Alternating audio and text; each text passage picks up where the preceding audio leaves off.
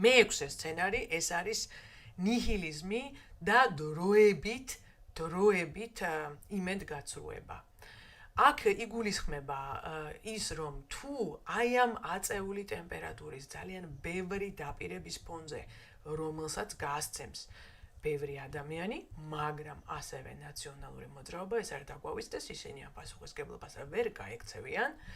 ამის ფონზე თუ არაფერი არ მოხდა, იმედგაცრუება, მაგრამ დროებითი იმედგაცრუება.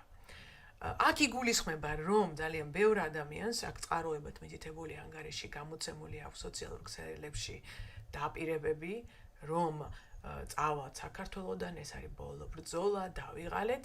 ამ ფონზე, როდესაც ძალიან მაღალ, ძალიან დიდ იმედს აძლევ ხალხს, ამ ფონზე თუ ვერ უზრუნველყვე შედეგი შესაბამისი, მაშინ შეიძლება ამას იმედგაცრუება მოყვეს.